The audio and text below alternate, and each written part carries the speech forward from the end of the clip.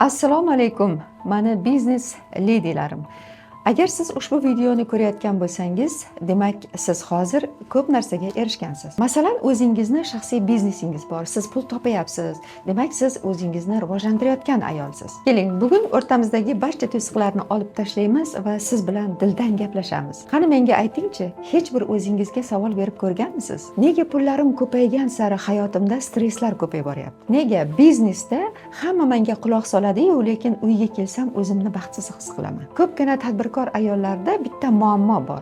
Ularni biznesi rivojlangan sari ularda erkaklik xarakteri kuchayib ketadi va o'zini boshqacha his qilish boshlaydi. Uyga kelganda ham eriga xotin emas, xuddi boshliqdek muomala qilish boshlaydi. Natijada nima bo'ladi? Yo erkak kishi oilada mas'uliyatni butunlay tashlab qo'yadi. Masalan, ertalabdan kechgacha yotishi.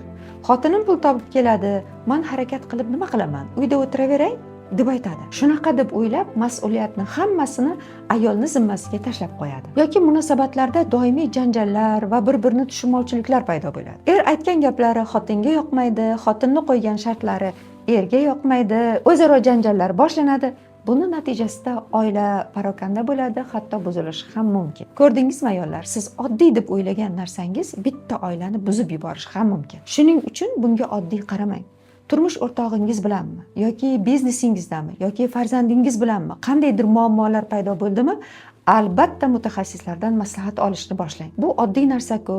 Biznes boshlagan tadbirkor ayolning hayotida bunday narsalar bo'ladi deb o'ylashingiz mumkin. Lekin ko'rdingizmi, bitta oilani bu oddiy muammo buzib yuborishi ham mumkin. Bugun nima haqida gapirmoqchi edim? Keling, darsdan chalg'imaylik. Bugun siz bilan mana shu 15 daqiqa ichida nega ayollar biznes boshlashi bilan erkaklashib ketishini sabablarini aniqlaymiz. Bugun biznesingizni rivojlantirish davomida qanday qilib bosqichma-bosqich muammolardan o'tib, uni rivojlantirib, yana jozibali ayol bo'lib qolishingizni ham uddalashingizni o'rgataman. Videoni oxirigacha ko'ring, yakunida esa sizga bu muammodan qanday qilib chiqishni xaritasini beraman. Men sizga ochig'ini aytaman, agar siz hamma muammoni eringizga yuklab qo'yib, men baribir biznesimni rivojlantiraman deb oldinga qarab ketayotgan bo'lsangiz, o'zingizni oqlab o'zgarishga tayyor bo'lmagan ayol bo'lsangiz, bu videoni o'tkazib yuboring. Bu video siz uchun emas. Davom etamiz. Ayol kishi erkaklashishining 3 ta asosiy sabablari. Xo'sh, ayol kishi biznes boshlaganida nega uning tabiati o'zgarishi boshlaydi? Buning 3 ta sababi bor. Birinchisi, gipernazorat.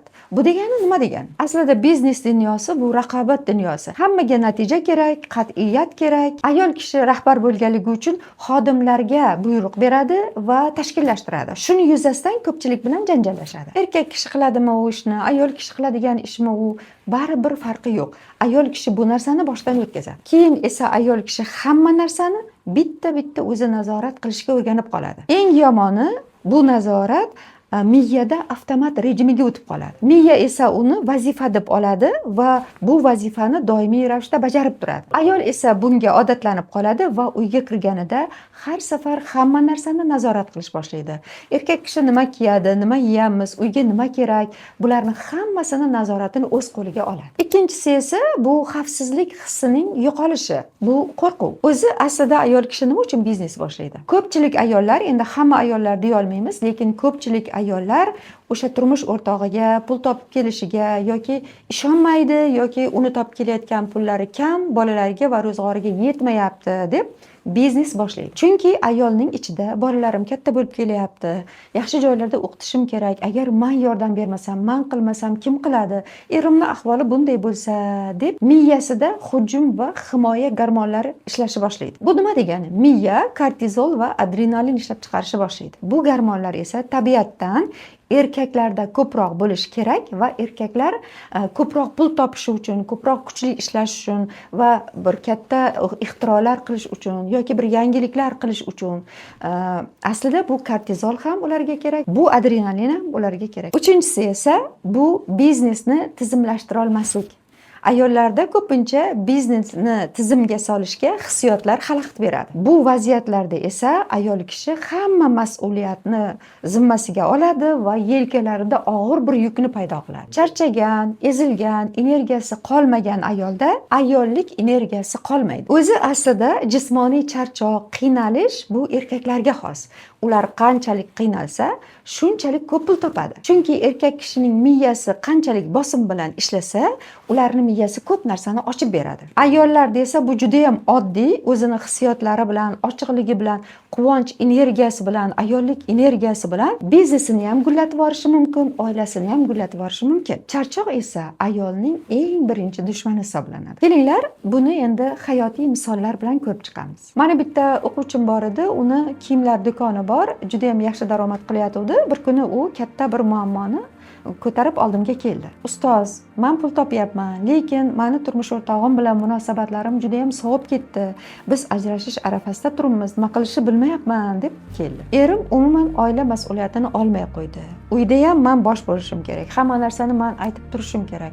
Aytmasam biror ishni qilmaydi. Agar bir ishni o'zim zimmamga olib, bu ishni qilaylik, iltimos keling demasam, turmush o'rtog'im bu ishga bosh qo'shmayapti. Bundan tashqari uzoq yillardan buyon erimdan sovg'a olmayman. Hamma narsani pulini o'zim to'layman, hatto erimga narsa olish kerak bo'lsa ham yetishmay qolsa men o'zim to'laydigan bo'ldim. Men o'quvchim bilan hayotini tahlil qilib chiqdim, o'rganib chiqdim. Bunda nima ma'lum bo'ldi bilasizmi? Bu ayol uyiga kelib, eriga buyruq beradigan bo'libdi. Men ishlab keldim, siz uyda o'tiribsiz, mendan oldinroq keldingiz. Mana bu ishlarni qilib qo'ysangiz bo'lmaydimi deb gapirib buyruq berishni boshlagan. Bu uzoq davom etgan. Va eriga endi bu oddiy holat bo'lib qolgan. Eri esa buni odatdagidek qabul qilgan va keyinchalik esa nimaga men qilishim kerak, erkak bo'lib nima uchun men qilishim kerak degan da'volarni qilish boshlagan. Biznesdagi rahbarlik pozitsiyasini uyida ham kelib davom ettirar ekan. Bu o'quvchim oilada erkak pozitsiyasini egallab bo'lgan ekan. Erkak kishi aslida tabiatdan raqobatchi. Agar xotini bilan raqobat qilsa-yu, xotinini yengib bilmasa yoki erkak kishi pozitsiyasidan tushadi, pasayib ketadi yoki bu urush janjallar, kurashuvlar ajrimga aylanadi. Biz o'quvchim bilan oilada 3 ta nazoratni o'zgartirdik. Unga ayollik pozitsiyasini yoqishi va butunlay mana shu uydagi ro'zg'ordagi hamma og'irliklarni yoki bajarish kerak bo'lgan narsalarni hammasini erkak kishining zimmasiga topshirishni o'rgatdim. Natijada nima bo'ldi?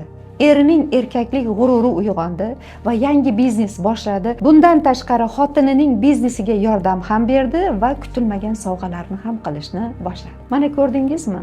Biznes liderlarim, siz qaysi joyda xato qilyapsiz? Ishlaringizni, biznesingizni bir pastga, bir yonga surib qo'yib, mana shunday oilaviy munosabatlarni oldini olishingiz kerak. Xo'p, endi ustoz, mana buni bildik. Endi erkaklashgan energiyadan qanday chiqib ketsak bo'ladi desangiz, aslida buni aytish pullik, lekin mayli, sizlarga buni tekinga o'rgataman. Aslini olganda ayollik energiyasi, erkaklik energiyasi degan narsa yo'q. Agar siz erkaklik energiyasiga o'tdim deb o'ylayotgan bo'lsangiz, aslida birinchi erkaklik rejimiga o'tib qolgan bo'lasiz. Ana shu erkaklik rejimiga o'tib qolishingiz sizni miyangizda kortizol ko'payib ketishiga sababchi bo'lasiz. Agar siz ham o'zingizda ushbu belgilarni ko'rayotgan bo'lsangiz, vahimaga tushib ketmang. Ko'pchilik bu vaziyatda biznesini shunday tashlab ketish bilan chiqib ketaman deb o'ylaydi. Lekin buning uchun biznesini tashlab ketishi shart emas. Shunchaki rollaringizni to'g'ri taqsimlashni o'rganishingiz kerak. Buning uchun esa sizga 3 ta oltin texnika beraman. Birinchisi rolni almashtirish texnikasi. Biznes bu teatr. Siz u yerda boshliq vazifasini bajaryapsiz. Uyingiz, oilangiz esa bu sizni oromgohingiz, maskaningiz. U yerda siz malika, ayol yoki mehribon ona pozitsiyasidasiz. Uyingiz eshigi oldiga kelganida mashinada turib 2 marta chuqur nafas oling. O'zingizga ayting: "Men hoziroq boshliq lavozimini shu yerda qoldiraman. Uyga sevimli va nazokatli ayol bo'lib kiraman." Uyga kirganda eringizga buyruq bermang. Eringiz bilan samimiy va nazokatli bo'lib gapiring. Agar bilsangiz, erkaklarga majburlab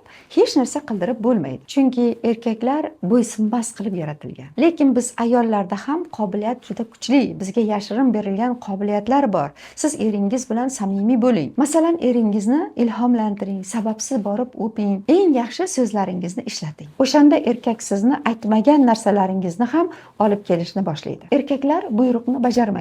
Lekin iltimosni yoki Ayniqsa mana shu ayoli qilgan iltimoslarni hech qachon rad qilmaydi. Ikkinchisi esa biznesda vazifalarni topshirish. Agar siz 24 ga 7 biznes ichida bo'lsangiz, siz hech qachon ayol bo'la olmaysiz. Siz mayda-chuyda operatsionniy ishlardan chiqishingiz shart. Komanda oling, ishchilar oling, boshqaruvchi qo'ying. Biznesingiz sizga pul olib kelish kerak, sizni ayolligingizni olib ketish kerak emas. Uchinchisi, o'zingizga ayollik investitsiyasini kiriting. Topayotgan pulingizdan faqat biznesingizga sarflashdan tashqari birinchi o'zingizga sarflang. Faqat ro'zg'orga, biznesga emas, ayollik energiyangizga sarflang. Masalan, dam olishga chiqib turing, dugonalar bilan vaqt o'tkazing, shoppinglar qiling, narxiga qaramasdan ko'ylaklar oling. O'zingizga yoqadigan hamma ishni qilishingiz mumkin. Ular sizni ayollik gormonlaringizni oshirib beradi, quvonch gormonini ishga tushirib beradi. Ayol kishi quvvatga to'la bo'lsa, uni biznesida ham baraka bo'ladi. Mana azizlarim, 15 daqiqa ichida siz muammolaringizni mohiyatini tushundingiz deb o'ylayman. Lekin har bir ayolning muammosi o'ziga xos individualniy. Kimdir eridan o'zib ketishdan qo'rqadi, kimdir esa xodimlarga yo'q deb bilmaydi. Kimdir ichki qo'rquvlar orqali esa hamma muammolarni yelkasiga olib olgan. Kimdir esa slabi xarakter bo'lganligi uchun biznesini yuritolmayapti. Agar siz ham biznesingizni rivojlanishini, daromadingizni o'sishini va shu bilan birgalikda haqiqiy baxtli ayol bo'lib yashashni xohlasangiz, sizni shaxsiy konsultatsiyamga taklif qilaman. Biz siz bilan uchrashib, aynan hayotiy muammolaringizni va biznesingizdagi muammolaringizni ko'rib chiqamiz. Biznesingizni rivojlantirish va hayotingizga baxtni qaytarish bo'yicha xarita tuzamiz. Konsultatsiyaga yozilish uchun video ostidagi linkni bosing va so'rovnomani to'ldiring. Joylarimiz soni chegaralangan, chunki har bitta ayol bilanman individualniy chuqur ishlayman. O'zingizni erkakcha mas'uliyatlar orasida ezilishingizga yo'l qo'ymang va mazza qilib o'ylovlarsiz biznes qilib daromadingizni ham oshiring. Unutmangki, siz birinchi bo'lib baxtli ayol bo'lish uchun dunyoga kelgansiz. Sizni konsultatsiyamda kutib qolaman.